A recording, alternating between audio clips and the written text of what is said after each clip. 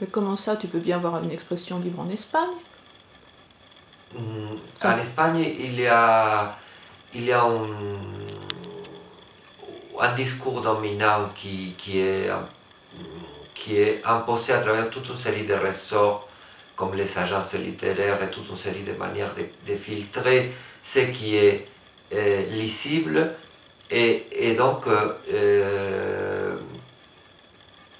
on ne trouve que le même ton professoral de niveau professeur de lycée dans tous les écrivains. Et toujours les mêmes vérités. Et je pense que d'en avoir marre de ça, esthétiquement déjà, ça peut produire la séparation par rapport au mensonge qui suppose aussi la révolte politique. Mais alors, attends, j'aimerais que l'on revienne à ma première question du sur-Dante, du titre de ton ouvrage. Pourquoi ce prétexte? C'est un prétexte en quelque sorte, Dante. Pour écrire quoi? Non, c'est pas un prétexte, c'est-à-dire c'est que quelque part, c'est un déguisement. J'ai suivi l'idée de... C'est-à-dire, quand j'allais aux conférences du Salon Édipe, Delia Cohen avait proposé, qui est psychanalyste et qui tient un salon psychanalytique, avait de prime abord proposé et mené à bien un congrès psychanalytique à Alcalá de Henares sur le Quichotte. Et son intention, à l'époque où j'ai commencé, c'était d'avoir un congrès psychanalytique en Italie, à propos, avec, disons, comme motif des recherches, la Divine Comédie de Dante. Et donc, je m'étais dit que pour me permettre moi-même de développer un ouvrage long en français, j'avais besoin d'avoir un sujet et j'avais donc adopté cette idée d'écrire psychanalytiquement, parce que tout journal intime qui est un peu d'intelligence aujourd'hui ne peut pas ignorer la psychanalyse et est forcément psychanalytique sur Dante, à propos de Dante. Et donc, j'ai trouvé là une idée intéressante parce que Dante, c'est la métaphysique, c'est le ciel, c'est le paradis, l'enfer et le purgatoire. C'est un objet. Dante, si on le simplifie, si on le visualise, ce qu'on voit, c'est ces entonnoirs dans lesquels toute la réalité tient, même si c'est pas réel, c'est plus que réel, c'est là qui tient la vie, parce que c'est le bien et le mal. Mais en quoi ce nouvel ouvrage est-il... enfin, quel type d'objet littéraire est-ce? Je pense que je te l'avais dit et j'ai oublié. Tu peux me le rappeler?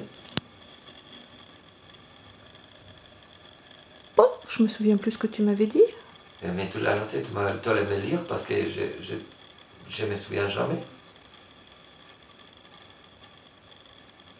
Ah non, ma question c'était quel est cet objet littéraire, ce livre-là, et en quoi est-il différent des précédents? Les précédents, c'était aussi, tu avais aussi écrit dans El Proletariado en Apuros et Desde el Hotel. C'était un journal intime très proche de l'autofiction. C'était pas vraiment, c'était journal intime. Quelle est la différence? Ah bah c'est toi qui vas me le dire justement, c'est toi qui... Moi je ne connais pas l'autofiction, en fait je ne sais pas vraiment ce que c'est parce que je n'ai pas lu les auteurs qui sont censés faire de l'autofiction. Ça ne m'intéresse pas vraiment. Donc ça n'a pas de sens de parler d'autofiction si je ne suis pas au fait de ce que c'est. Bah, c'est pourtant ce que tu décrivais dans tes précédents... Oui, je dis ça parce que c'est la seule manière de les classer pour les bibliothécaires.